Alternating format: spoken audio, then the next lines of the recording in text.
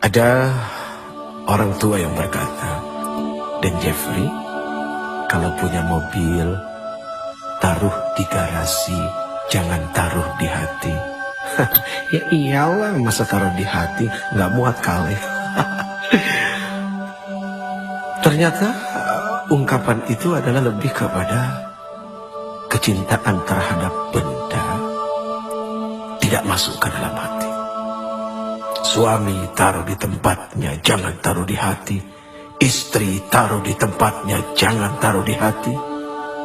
Anak-anak, harta benda dan jabatan taruh di tempatnya, jangan taruh di hati.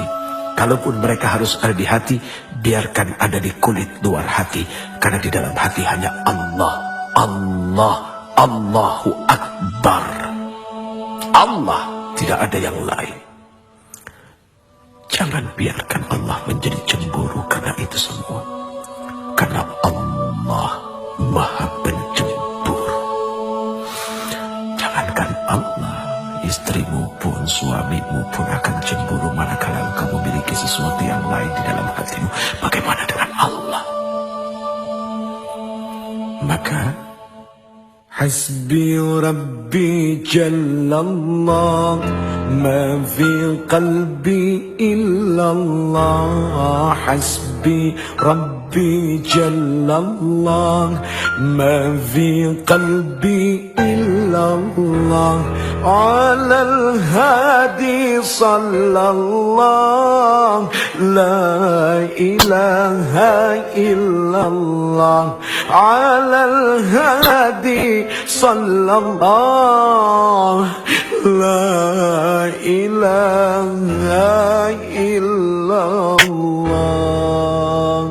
Allah, Allah, Allahu Allah, Allahu Akbar, Allahu Akbar, Allahu Akbar, Allahu Akbar. Allah, Allah, Allah, Allah, Allah, Allah, Allah, Allah, Allahu Akbar.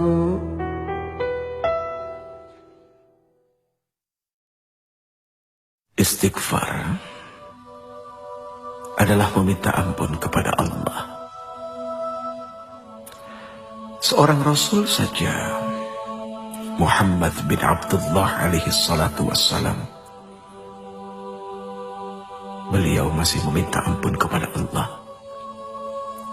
Bahkan beliau bersumpah, demi Allah, sesungguhnya aku setiap hari senantiasa beristighfar dan memohon ampun kepada Allah. Padahal sudah jelas seorang Rasul sallallahu alaihi wasallam, al-Ba'tsum, orang yang dijamin surganya oleh Allah, masih meminta ampun kepada Allah. Berarti jelas memohon ampun adalah wajib. Apakah kepada Rasul, kepada Nabi, kepada wali, apalagi kepada orang-orang seperti diri ini.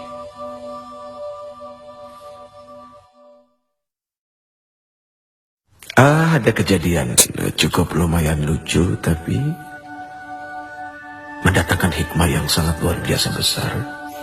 Sekali waktu Allah Subhanahu wa Ta'ala izinkan kami berangkat berumrah menuju Baitullah, kemudian berziarah datang kepada Rasul sallallahu alaihi wasallam. Begitu sampai di dalam masjid, tiba-tiba diri ini tanpa sengaja melihat seorang laki-laki, orang Indonesia yang bekerja menjadi, apa ya istilahnya, marbot kali ya. Persisnya adalah orang yang suka membersihkan masjid. Kemudian terjadi obrolan, Assalamualaikum, Waalaikumsalam. Uci, apa kabar?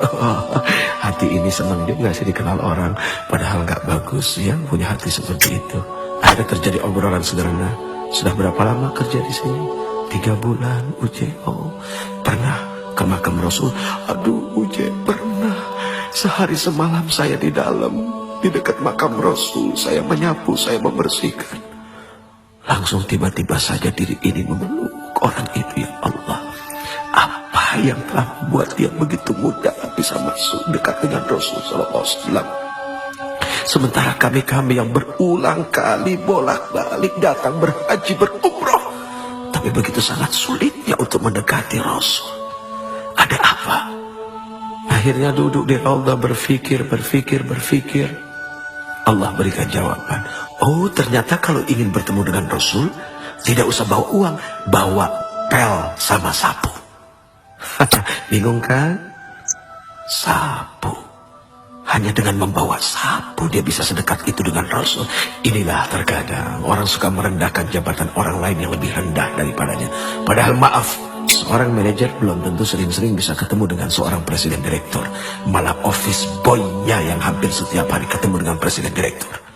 Bahkan bukan tidak mungkin seorang office boy bisa duduk di kursi presiden direktur ketika dia ngebersihin kamarnya. Ini kan subhanallah, perkara sederhana. Sapu, apa arti sapu? Sapu itu punya sifat membersihkan. Berarti bagaimana kita menyapu hati kita dari dengki, dari iri. Ternyata itulah yang membuat seseorang bisa menjadi dekat dengan Rasul. Hanya orang-orang yang hilang dengki dan tidak punya iri, dan senantiasa bersyukur dengan apa yang Allah berikan, kemudian bermujahadah, senantiasa istiqamah dalam ampunan, taubat dan nasuha kepada Allah, hanya kepada Allah. Itu yang akan membuat dekat dengan Rasul sallallahu alaihi wasallam. Ya Rasul, diri ini rindu kepada Engkau. Semoga kami menjadi orang-orang yang didekatkan dengan Engkau. Lalu kedekatan kami kepada Engkau menjadi kedekatan kepada Allah Subhanahu wa ta'ala. Ya Allah, ampuni kami dengan segala kekotoran hati kami dan perasaan merasa paling baik daripada yang lain. Subhanallah, Maha Suci Engkau ya Allah. Semoga kita dijadikan orang-orang yang pandai mensyukuri apa yang telah diberikannya. Contoh kecil, sekali waktu ada seorang pedagang yang didatangi seorang pembeli, kemudian dia membeli sesuatu yang nilainya kecil saja. Jangan lupa untuk mengatakan, enggak segini kan? Itu kalimat canda kepada Allah. Daripada harus dikeluarkan satu kalimat, masa segini? Itu tanda dari tidak bersyukur dengan apa yang telah diberikan. Manusia wajib bersyukur karena Allah Subhanahu wa ta'ala telah berikan modal yang besar kepadanya.